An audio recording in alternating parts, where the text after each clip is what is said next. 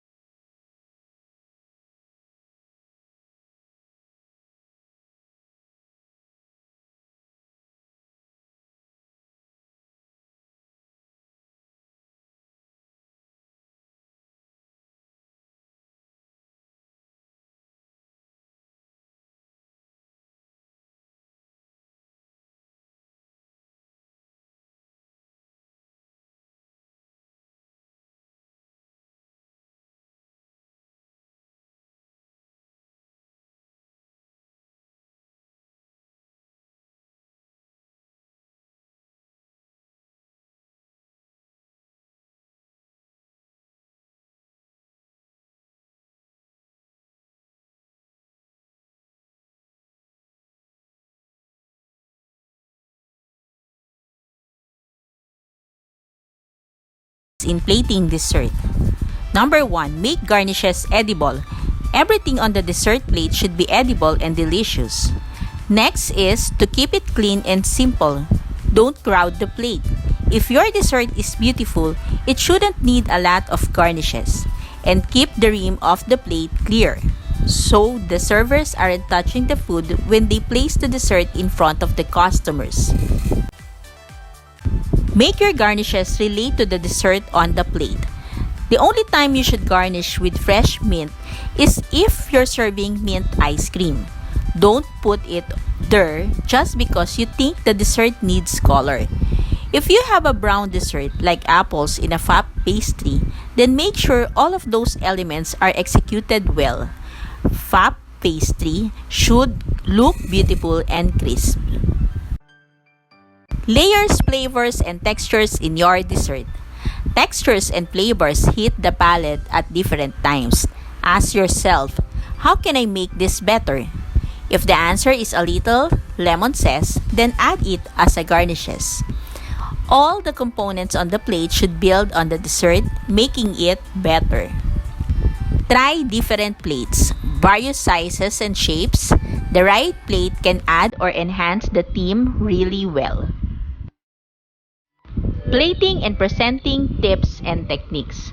There are many factors and techniques to consider in food plating that affect the overall appearance of a dessert. Applying one of the tips may enhance presentation. First is the plate. When plating desserts, the choice of plate is critical to the final presentation. Remember, the plate is the frame of the presentation. There are many sizes, shapes, and colors available. Choosing the right size of plate is important because food should not be crowded onto the plate.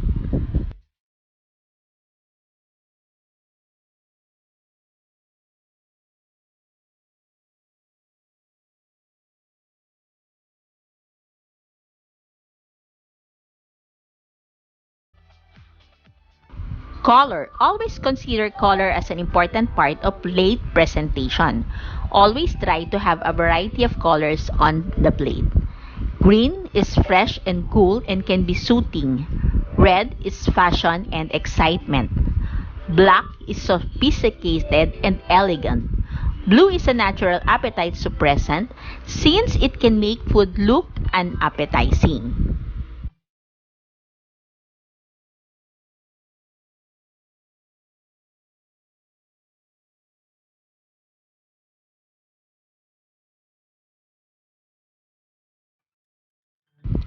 The texture. Texture is critical to food presentation as well as enjoyment. Contrasting hard and soft, smooth and coarse adds visual interest to your food and it will enhance your customers' enjoyment to the food.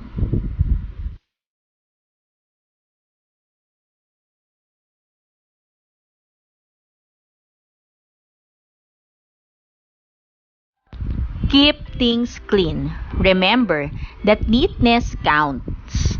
Food should be contained within the rim of the plate. It should not be crowded in the center. Take a look at the plate and ask yourself if it is pleasing to the eye. It should not look sloppy and dirty.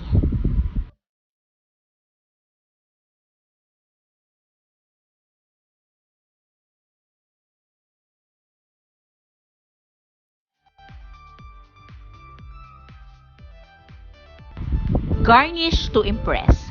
Garnishes and decorations can enhance your plate presentation. Choose garnishes that are appropriate to the ingredients. For example, using chocolate curls for chocolate cake. Here are some other techniques to keep in mind when garnishing.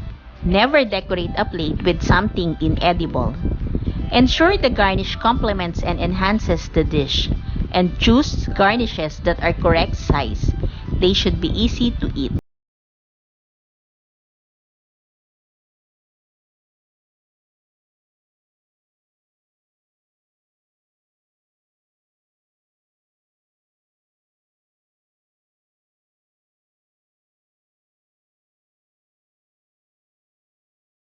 A time to remember.